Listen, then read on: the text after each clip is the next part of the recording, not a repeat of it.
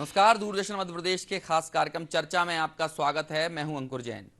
Baba Saheb doctor Bhimrao Ambedkar की आज जयंती सारा देश मना रहा है और उनके जीवन दर्शन को, उनके मूल्यों को, उनके सिद्धांतों को याद किया जा रहा है तथा उनके बताए हुए मार्ग पर चलने की प्रतिबद्धता जताई जा रही है।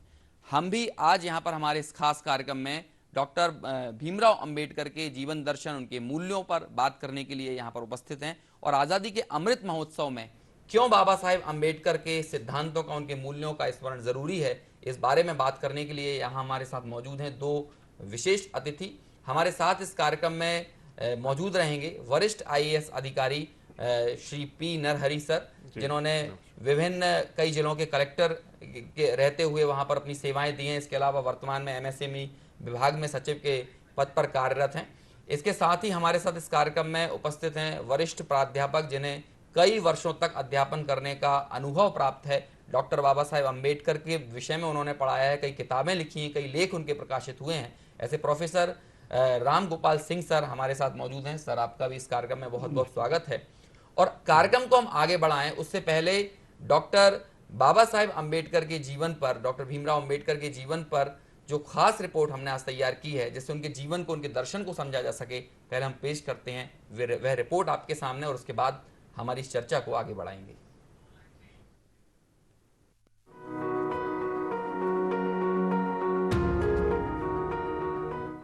आज की कड़ी में हम भारत के संविधान के निर्माता भारत रत्न बाबा साहेब डॉक्टर भीमराव अंबेडकर का स्मरण कर रहे हैं। उनका जन्म 14 अप्रैल 1891 को मध्य प्रदेश के महू में हुआ था।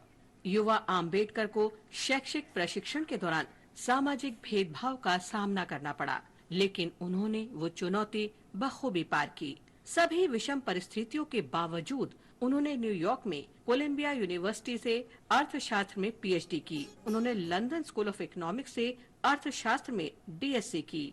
स्वयं जातिगत भेदभाव का शिकार होने के कारण उन्होंने इस भेदभाव को समाप्त करने का प्रण लिया। कोल्हापुर के महाराजा की सहायता से बाबा साहेब ने साप्ताहिक मूकनायक शुरू किया, जिसमें हिंदुओं की रूढ़िवादी आस्थाओं की आलोचना की जाती थी। उन्होंने पिछड़े वर्गों को शिक्षा उपलब्ध कराने और सामाजिक आर्थिक सुधार के लिए बहिष्कृत हितकारिणी सभा की स्थापना भी की।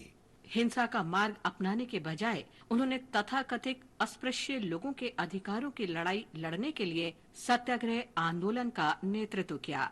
बाबा साहेब को 1926 में बम्बई लेजिस्लेटिव काउंसिल के लिए मनोनीत किया गया था। 1934 में पूना समझौते में बाबा साहेब गांधी जी के साथ इस बात पर सहमत हुए कि अलग निर्वाचक मंडल के बजाय विधानसभाओं और सेंट्रल काउंसिल में वंचित वर्ग के लिए सीट आरक्षित की जाए।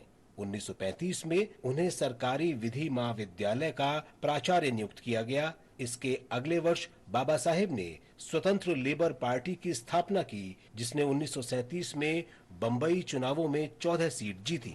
तब अंबेडकर बम्बई विधानसभा के लिए भी निर्वाचित हुए। इसी वर्ष बाबा साहेब ने प्रसिद्ध पुस्तक द एनिहिलेशन ऑफ कास्ट प्रकाशित की। 1942 में डॉक्टर अंबेडकर को गवर्नर जनरल एग्जीक्यूटिव काउंसिल के लिए मनोनीत किया गया। वे काउंसिल में एकमात्र सदस्य थे जो 4 पद संभाल रहे थे। 1946 में बाबा साहेब संविधान सभा के सदस्य बने। भारत के संविधान की मसौदा समिति के अध्यक्ष के रूप में अंबेडकर का लक्ष्य देश में किसी भी तरह के भेदभाव से मुक्त सामाजिक क्रांति लाना था। Our difficulty, as I said, is not about the ultimate future. Our difficulty is how to make the heterogeneous mess that we have today take a decision in common and march in a cooperative way on that road which is bound to lead us to unity. Our difficulty is not with regard to the ultimate. Our difficulty is with regard to the beginning. Bharat का संविधान नागरिकों को धर्म की स्वतंत्रता उपलब्ध कराता है, महिलाओं के अधिकारों की वकालत करता है, अस्पृश्यता को समाप्त करता है और समाज के वर्गों के बीच अंतर दूर करता है। स्वतंत्रता के बाद 1949 में देश की अंतरिम सरकार में डॉक्टर अंबेडकर को भारत का प्रथम विधि मंत्री नियुक्त किया गया, लेकिन हिंदू कोड बिल के मुद्दे पर 1951 में उन्होंने त्यागपत्र दे दिया। डॉक्टर आम्बेडकर ने भारत के वित्त आयोग के स्थापना में भी सहायता की और उनकी नीतियों के कारण ही राष्ट्र ने आर्थिक और सामाजिक रूप से प्रगति की। उन्हें मरणोपरांत 1990 में भारत रत्न से सम्मानित किया गया। महान राष्ट्रवादी समाज सुधारक को हमारा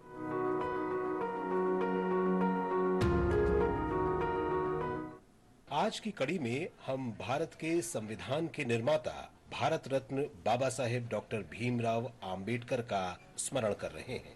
तो देखा आपने किस तरह से बाबा साहेब भीमराव अंबेडकर ने देश के संविधान निर्माण में और साथ ही साथ स्वतंत्रता संग्राम में अपना योगदान दिया। और अब हम सीधे चलते हैं हमारे इस कार्यक्रम में, जो हमारे इस कार्यक्रम का विषय है, उनके बाबा साहेब भीमराव अंबेडकर के दर्शन और उनके मूल्यों के वर्तमान में स्मरण करने की क्या आवश्यकता है। इस विषय पर सबसे पहले नरहरि सर आपसे ही मैं पूछना चाहूंगा कि आज संविधान निर्माण के 70 वर्ष से ज्यादा हो गए हैं, पर अब भी बाबा साहेब अंबेडकर की दूरदर्शिता, उनके विचार, सिद्धांत, सामाजिक मूल्य और दर्शन की देश को जरूरत है। क्या कारण है कि बाबा साहेब अंबेडकर अभी भी प्रासंगिक बने हुए हैं? निश्चित ही बाबा साहब अंबेडकर का, उनके जो विचार, उनका जो दर्शन है आज भी प्रासंगिक है और इन्हें और समाज के बीच में और ले जाने की आवश्यकता है।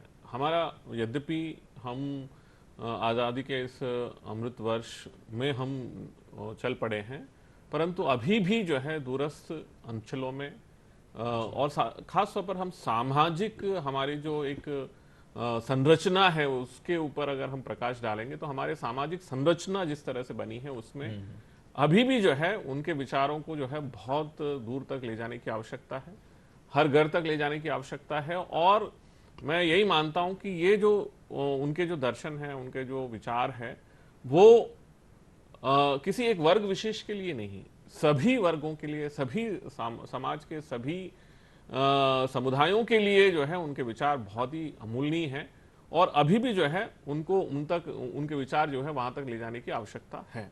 जी बिल्कुल, निश्चित तौर पर आज भी कई ऐसे वर्ग हैं जहां तक बाबा साहेब भीमराव अंबेडकर के विचार जो है वो ले जाने की जरूरत है और इस पर लगातार काम किया जा रहा है। रामगोपाल सर, आपसे यहाँ पूछना चाहूंगा कि लंबा समय आपने बाबा साहेब अंबेडकर को पढ़ने में, उनके सिद्धांतों को, उनके मूल्यों को पढ़ाने में बिताया है। ऐसे में आज जब हम बाबा साहेब अंबेडकर को पहले से भी ज्यादा फोर्स के साथ याद करते हैं, पहले से भी ज्यादा याद करते हैं, नेता, मंत्री, सरकारें सब बाबा साहेब की बातें करते हैं, तो ऐसा क्यों लगता है कि बाबा साहेब अंबेडकर पहले की तुलना में अब हमें और भी ज्यादा उनके विषय में बात करने की और उनकी बातें लोगों तक पहुंचाने की जरूरत है? हालांकि नरहरि सर ने इस विषय पर बात डाली, लेकिन आपके भी विचार लेना चाहूंगा। इस संबंध में मैं संक्षेप में अपनी छोटी सी कविता सुनाना चाहता हूँ।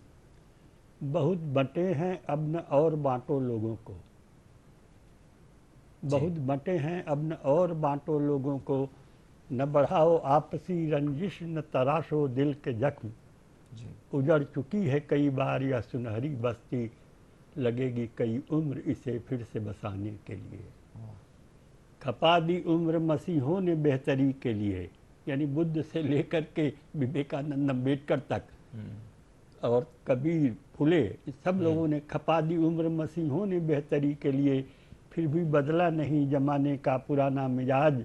अरे बदलना मुश्किल है जमाने को किसी एक के लिए, जरूरत है कि आज हर कोई भीम बने जाति के अक्स को धरती से मिटाने के लिए। और मिशन ये होना चाहिए कि अब जिंदगी हो बेबस वतन की आरजू के लिए, लहू का हर कतरा हो कौम की आबरू के लिए, कलम का हर कलाम हो मुल्क को जगाने के लिए। अरे जमाना चाहे ढाए कितने ही जुल्म और सितम, तेरा हर पैगाम हो जमाने को उठाने के लिए।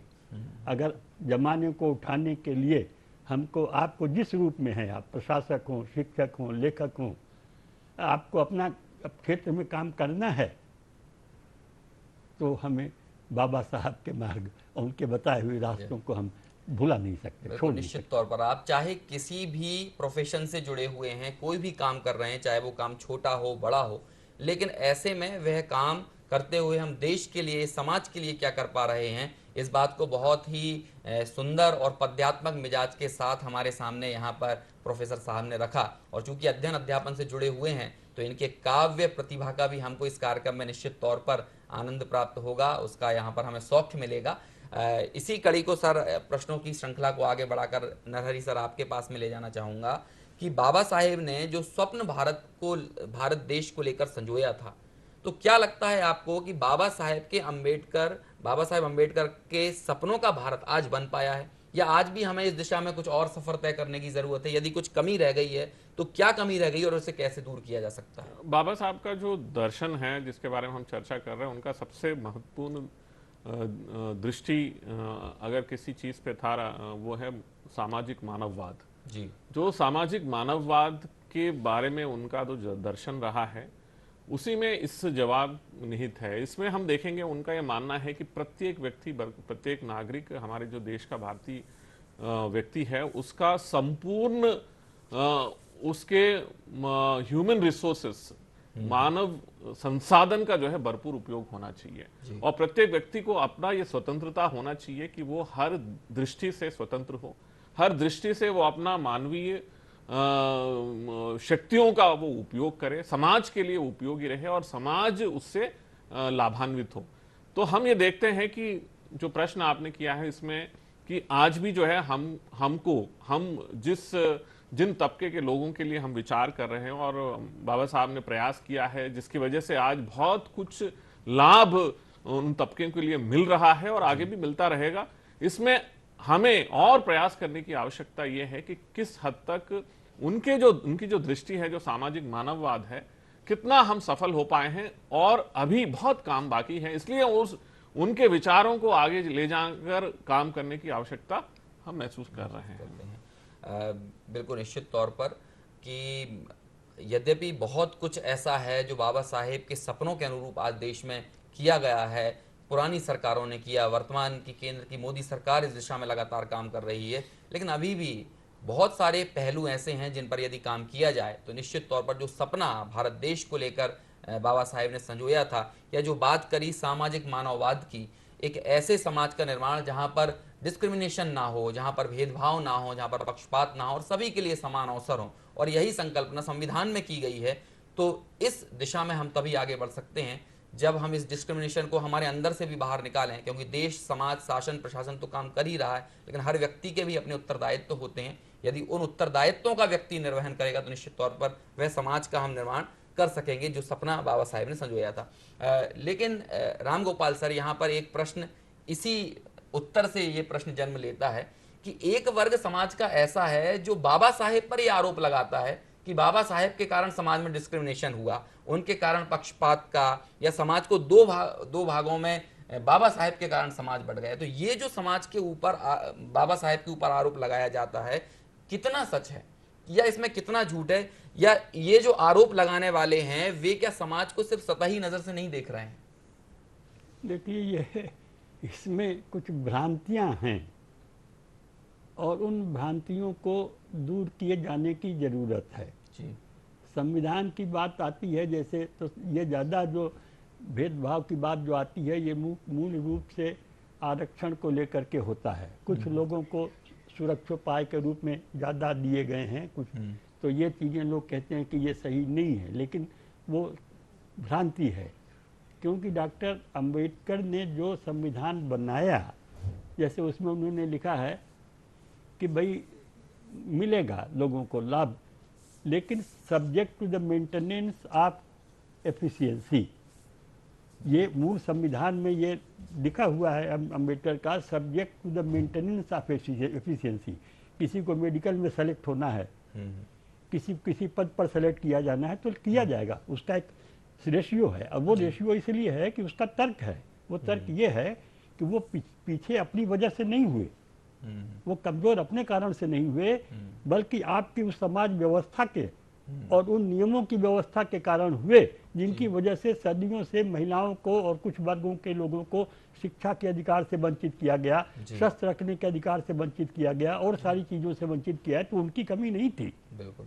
तो उनको कंपनसेटरी चीज़ें दी गई हैं। जो उन्होंने दिया है वो ऐतिहासिक हिस्टोरिकल एक तरह से कंपनसेशन के रूप में दिया गया है, ऐसा नहीं कि उनको एडिशनल दिया गया है। उनके साथ ऐसा हुआ इसलिए उनको हिस्टोरिकल कंपनसेशन दिया गया, और जब तक वो कंपनसेशन नहीं होता है तब तक तो उनको वो चीज़ें मिलनी चाहिए। तो एक चीज़ तो ये कि जो जिस बात पर भ्रांति है कि उन्होंने ये कहा कि ठीक है कि 10 पद, मानिए 5 पद अगर आरक्षित किए गए महिला के लिए, तो 5 पद में वो एफिशिएंट होंगी तभी मेडिकल में सेलेक्ट होगी, नहीं हुई तो 2 पद बचा तो 2 पद अगली बार उनका बढ़ जाएगा, उस पर दूसरे का नहीं होगा जी। लेकिन इनएफिशिएंट आदमी को उस पर नहीं रखा जाएगा। तो बाबा साहब ने कोई तो ठीक लिखा। बाद में संविधान में लोगों ने संशोधन किए और संशोधन करके उसको शिथिल कर दिया, तो इसमें डॉक्टर अम्बेडकर के ऊपर नहीं कहा जा सकता। इसी तरह से प्रमोशन के मामले में भी लोग हल्ला करते हैं कि भाई प्रमोशन का जहां तक मैं समझता हूं कि डॉक्टर अम्बेडकर ने कहीं प्रमोशन में रिजर्वेशन की बात नहीं की है, लेकिन बाद में संशोधन के आधार पर उसमें भी प्रमोशन में किया गया। तो ये कुछ ऐसी भ्रांतियां हैं जिनकी वजह से लोग समाज में समझते हैं कि भाई डॉक्टर अम्बेडकर ने इस तरह से किया, इससे भेदभाव बढ़ा।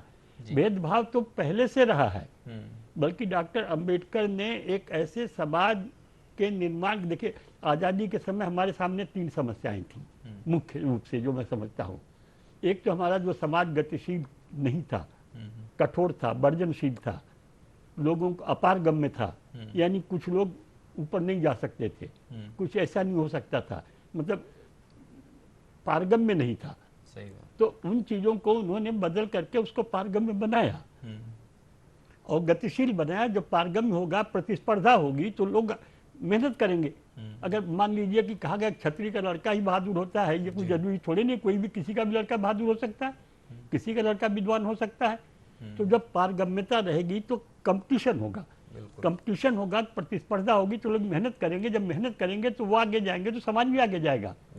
तो जो एक चीज थी कि वो इस तरह का समाज बने, तो सामाजिक संरचना में को जब बदले बिना ऐसा संभव नहीं था। अच्छा, दूसरी चीज थी कि विभिन्न धर्मों में सहिष्णुता और सौहार्द पैदा हो, तो ये भी बिना, जब तक सामाजिक संरचना ऐसी नहीं बनती है तब तक ये चीजें दूर नहीं हो सकती हैं। और तीसरा, जो लोग सदियों से किन्हीं कारणों से पिछड़े रह गए थे, अपने कारणों से, अपनी वजह से नहीं, उनको प्राथमिकता दी जाए ताकि वो भी बराबरी में आए। और बराबरी में आएंगे तो क्या होगा कि वो भी मेहनत करेंगे, तो जब मेहनत करेंगे तो समाज इतना आगे जाएगा। तीनों समस्याओं को दूर करने में दूर कहीं ना करने कहीं के बाबा लिए, साहेब अम्बेडकर दूर करने के लिए जरूरत थी कि एक ऐसी सामाजिक संरचना बनाई जाए, और वो संरचना संविधान के माध्यम से ही हो सकती थी। और उसका दायित्व निर्वाह करने का सफलतापूर्वक अगर किसी को श्रेय जाता है तो डॉक्टर अम्बेडकर को जाता है। बहुत सही। जो हमारा प्रश्न था, और उस प्रश्न के अनुरूप ही बाबा साहेब अम्बेडकर के कारण डिस्क्रिमिनेशन बढ़ा नहीं है, बल्कि उन्होंने तो जो समाज में पहले से एक पक्षपातपूर्ण पूरी जो एक व्यवस्था थी उसको दूर करने में और उसे बराबरी पर लाने के ही प्रयास बाबा साहेब ने किए हैं संविधान के माध्यम से। तो इस तरह से बाबा साहेब के ऊपर ये आरोप जो गढ़े जाते हैं वो कहीं ना कहीं निजी स्वार्थों को दर्शाने वाले हैं और समाज को गंभीरता से, गहराई से ना देखने का ही वे प्रतिफल हैं। सर नरहरि सर, केंद्र और राज्य सरकार की योजनाओं में बाबा साहेब अम्बेडकर की चिंतन धारा किस तरह से नजर आती है? देखिए, केंद्र और राज्य सरकारों ने समय समय पर, मैं हमेशा ये मानता हूँ कि उनके विचारों को ही लेकर बहुत कुछ काम किया है। आज अगर आप देखेंगे, बाबा साहब अम्बेडकर के जीवन में जब हम निकल कर देखते हैं कि वो जब पढ़ाई करने के लिए विदेश जाना चाहते थे, उन्होंने बड़ौदा महाराज के यहाँ एक स्कॉलरशिप लिया और उस स्कॉलरशिप के आधार पर वो गए और फिर बैरिस्टर के पद के लिए, बैरिस्टर के पढ़ाई के लिए प्रयास किया, वापस आए, फिर संविधान बनाया, वो सब कुछ किया। आज हम देखते हैं कि उन्हीं सिद्धांतों को आगे ले जाकर आज सरकारें स्कूल में दाखिला होने वाले जितने भी बच्चे हैं उनके लिए पुस्तकें, उनके लिए स्कॉलरशिप्स, उनके लिए साइकिलें, उनके लिए कोचिंग व्यवस्था, उनके लिए हॉस्टल व्यवस्था, उनके लिए विदेश जाने के लिए पढ़ाई के लिए व्यवस्था से लेकर आप किसी उच्च पद पर पहुंचने के लिए या फिर किसी करियर में चयन करने के लिए जो भी आप प्रयास करेंगे, हर उस समय पर, हर उस वक्त पर आपको जो आवश्यकता है, आपके जो मानव संसाधनों का बेहतर उपयोग हो, जिस सामाजिक मानववाद की हम बात करते हैं, अम्बेडकर के जो बाबा साहब के उनके विचारों के आधार पर सरकारों ने हर व्यक्ति के लिए, समाज के हर वो चाहे वो स्त्री हो पुरुष हो, अभी हम बात कर रहे हैं कि समाज में स्त्री का जो एक पोजीशन होना चाहिए वो आर्थिक आधार पर उनका सुधार होना चाहिए और बराबरी होना चाहिए। इस दिशा में भी देखेंगे तो सरकारें हमेशा जो है महिलाओं को आगे बढ़ाने के लिए, बच्चों को आगे लाने के लिए, उनके पढ़ाई के लिए, उनके सामाजिक हर उसके उनके लाइफ साइकिल में जितने आवश्यकताएं होते हैं उन तमाम चीजों के लिए व्यवस्था की है। तो सरकारों ने बाबा साहेब के जो विचार हैं, उनके जो सिद्धांत हैं, उनके जो मूल्य हैं, उनके जो दर्शन हैं, उसमें से निकालकर उन तमाम चीजों पे काम करने का प्रयास किया है, जिसकी वजह से आज हम देख रहे हैं कि हर वर्ग में, हर उन सामाजिक क्षेत्रों में लोग आगे बढ़ रहे हैं। इन तमाम फैसिलिटीज का फायदा लेकर आगे बढ़ रहे हैं और मैं समझता हूं कि इसको और बरकरार रखते हुए और बेहतर करते हुए और जिन क्षेत्रों में अभी काम नहीं हो पाया है उसके लिए सरकारों को और प्रयास करना चाहिए, ऐसे नीतियों का निर्माण करना चाहिए जो बाबा साहब अम्बेडकर के दर्शन पर आधारित हो। बिल्कुल, निश्चित तौर पर कई योजनाएं हैं केंद्र और राज्य सरकार की जिससे समाज के सभी वर्गों के उत्थान के लिए काम हो रहा है और उनको आगे बढ़ाने के लिए प्रयास किए जा रहे हैं। ऐसी कुछ योजनाओं के बारे में यहाँ पर नरहरि सर ने बताया। और अब इसी श्रृंखला में राम गोपाल सर आपके पास में चलता हूँ कि साहित्य में सहानुभूति और स्वानुभूति की अवधारणा की चर्चा की जाती है। जिस वंचित वर्ग के उत्थान के लिए बाबा साहेब अम्बेडकर ने काम किया, तो उस वर्ग की समस्याओं को बाबा साहेब ने कैसे देखा, सहानुभूति की नजर से या स्वानुभूति की नजर से, और तब जाकर संविधान में इस वंचित वर्ग के उत्थान के लिए प्रावधान किए गए? देखिए, सहानुभूति का तो कोई सवाल ही नहीं है, क्योंकि डॉक्टर अंबेडकर के डिक्शनरी में एक बहुत काम करने वाले एक योद्धा थे, संघर्षशील योद्धा थे। और संघर्ष की बुनियाद तभी होती है जबकि आप खुद उस दर्द को अनुभव करें जिस दर्द के खिलाफ आप लड़ाई लड़ रहे हैं। तो वो चीज़ जो है वो स्वानुभूति है। और ये नहीं कि उन्होंने जो एक अच्छे समाज के निर्माण की बात की, तो ये इसलिए कि ये सारी समस्याएं जिस संरचना की वजह से हैं उस संरचना को दूर करना, उसका मूल कारण वही है। बिल्कुल। एक इसे हम छोटी सी आपको कविता सुनाऊं जी। बहुत उदास बैठा था सच एक दिन, यह सोचकर कि जो कभी हारता नहीं वह आज कैसे हार गया, वह भी झूठ से। उसे उदास देख जमाने ने कहा, फिक्र मत करो दोस्त, तुम झूठ से नहीं हारे हो, दरअसल तुम कल के सच थे जी। और जिससे हारे हो वह आज का सच है। वाह। जाति, धर्म और राष्ट्र कल के सच थे। बिल्कुल। जाति विहीनता, धर्म विहीनता और राष्ट्र विहीनता आज के सच हैं। मित्रों, कल का सच बंधन था जी। और आज का सच मुक्तता है। ये मुक्तता की बात है, ये मुक्त की बात है। और मुक्ति के लिए संघर्ष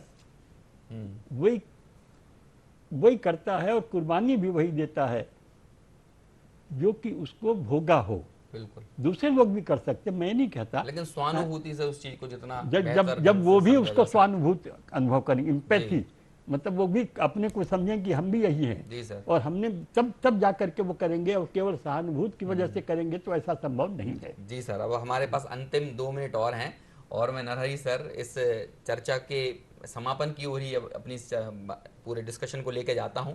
और आखिर में आपसे पूछना चाहूंगा कि आज बाबा साहेब अम्बेडकर के साथ साथ जैन धर्म के 24वें तीर्थंकर, शासन नायक भगवान महावीर का भी जन्मोत्सव है। बाबा साहेब अम्बेडकर ने भी भगवान बुद्ध के सिद्धांतों के साथ साथ संविधान की मूल प्रति के पेज 63 पर भगवान महावीर को भी याद किया और उनके अहिंसा, अनेकांतवाद, अपरिग्रह जैसे सिद्धांतों को संविधान निर्माण में दिशा निर्देश करने वाला बताया। भगवान बाबा साहेब अम्बेडकर के जीवन पर भगवान महावीर के सिद्धांतों को आप किस तरह से देखते हैं? अंतिम 1.5-2 मिनट इसमें जब हम बाबा साहब की जीवनी को पढ़ते हैं तो हम ये देखते हैं कि उन्होंने सभी धर्मों को पढ़ा है। उन्होंने सभी धर्मों को के सभी धर्मों के अंदर किस तरह की विविधता थी, किस तरह के आचार व्यवहार और किस तरह के मूल जीवन सिद्धांत हैं, उन सबको पढ़ने का प्रयास किया है। और वो अपने जीवन में कई ऐसे प्रयोग भी किए हैं कि इन जीवन पद्धतियों को वो कैसे अपनाएं। कुल मिलाकर हम ये देखते हैं कि बाबा साहेब एक बहुत बड़े दार्शनिक व्यक्ति थे और उन्होंने सभी धर्मों को पढ़ने का प्रयास किया और उसमें से जो बेहतरी है, जो अच्छा है, जो समाज के लिए आवश्यक है, जो समाज को दिशा देगा और आगे बढ़कर हमारे भारतीय संविधान ऐसा हो जिसके आधार पर हर व्यक्ति अपने जीवन को बेहतर जिए और अपने बेहतर उनका मूल्यांकन, बेहतर मूल्यांकन भी हो और उसका मानवीय मूल्यों का बेहतर उपयोग समाज के लिए हो, उन्होंने प्रयास किया। इसलिए हम देखते हैं कि हमारा संविधान पूरे दुनिया में ही एक सबसे बेहतर संविधान के रूप में उभर कर आया है। निश्चित तौर पर जो भारतीय संस्कृति में रची बसी जो प्राचीन मान्यताएं थी, जो पौराणिक मान्यताएं थी, जो धार्मिक विशेषताएं थी, उन सबको लेकर बाबा साहेब अम्बेडकर ने और पूरी वैश्विक धर्म दर्शन को लेकर बाबा साहेब अम्बेडकर ने हमारे संविधान की रचना की और यही कारण है कि यह 70 सालों बाद भी ये प्रासंगिक है। और आज हम विभिन्न वर्गों के उत्थान के लिए, सामाजिक समरसता के लिए, आपसी सौहार्द के लिए बाबा साहेब अम्बेडकर को याद करते हैं। और आज़ादी के अमृत महोत्सव में हमें एक बार पुनः हमारे अतीत को देखने की, बाबा साहेब अम्बेडकर को देखने की और उनके जीवन से सीखने की जरूरत यहाँ महसूस होती है। बहुत बहुत धन्यवाद नरहरि सर आपका, जो आप हमारे साथ इस कार्यक्रम में जुड़े, रामगोपाल सर आपका भी, जो आपने अपने अनुभवों से, आपकी कविताओं के जरिए इस कार्यक्रम की शोभा को बढ़ाया। बहुत बहुत धन्यवाद करते हुए फिलहाल इस कार्यक्रम में इतना ही। अगले हफ्ते जब हाजिर होंगे तो फिर किन्हीं नई शख्सियतों के साथ नए विषय पर आपसे बात करेंगे। तब तक के लिए हमारी पूरी टीम को दीजिए इजाजत। नमस्कार।